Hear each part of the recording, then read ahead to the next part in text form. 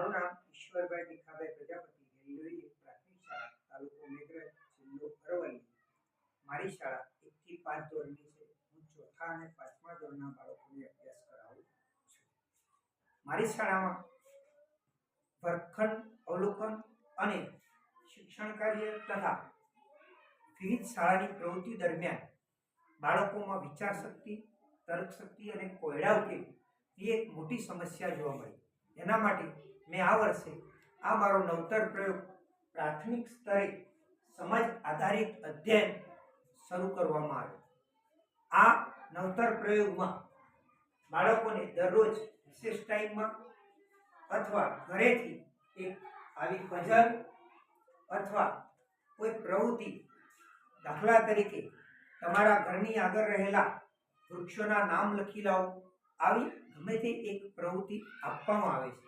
બાળકો ઘરેથી કરીને લાવે અથવા રિસેસમાં કરેલી કોયડો કે પ્રવૃત્તિને બીજા દિવસે એની ચર્ચા કરવામાં આવે છે, એને સાચી દિશા બતાવવામાં આવે છે, કઈ પ્રકારે આ પેટર્ન ઉકેલાય છે, કઈ રીતે આ કોયડાનો ઉકેલ થાય છે અને સચોટ અને સાચી પ્રવૃત્તિ અને સાચી રીતે ઉકેલ લાવનાર બાળકને ઇનામ આપવામાં આવે છે. આવા વિશેષ ટાઈમમાં બીજા એક આવા કોયડા પણ આપવામાં આવે છે કે જે રમત સાથે એ એમના જ્ઞાનનો વિકાસ કરે કે આ છે એ આના અંદર ચોરસમાંથી પસાર કરવાનું છે, તો બાળક મથામણ કરે છે કે કાગળ ન ફાટવો જોઈએ, એને પસાર થવું જોઈએ. ધીરે ધીરે આમાંથી કેટલાક બાળકો આ રીતે આ પદ્ધતિથી પણ પસાર કરીને લાવે છે. સાથે સાથે આવી નવી નવી ગેમો પણ બાળકોને મેદાનની અંદર રમાડવામાં આવે છે કે જેમાં એમની તર્ક શક્તિ અને વિચાર શક્તિનો ખૂબ જ વિકાસ થાય. આનું પરિણામ એ મળ્યું કે બાળકોમાં વિચાર શક્તિ અને તર્ક શક્તિનો વિકાસ થયો. બાળકોમાં એકાગ્રતા, ધીરજ, ઝડપ જેવા ગુણોનો વિકાસ થયો.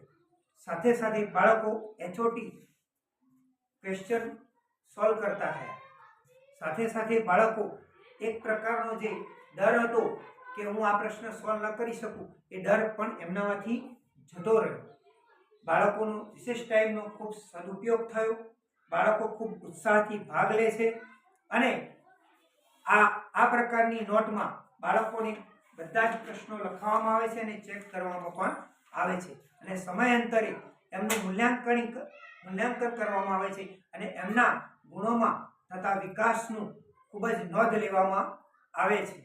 છેલ્લે આ પ્રયોગ અમે 3 વર્ષથી કરતા હતા, તો ગઈ સાલ અમારે ત્યાં CET-માંથી 3 બાળકો 60 માર્કથી ઉપર થઈને આજે 2 બાયડમાં 2 જ્ઞાન શક્તિમાં અભ્યાસ કરે છે, સાથે એક બાળક શિષ્યવૃત્તિ મેળવે છે.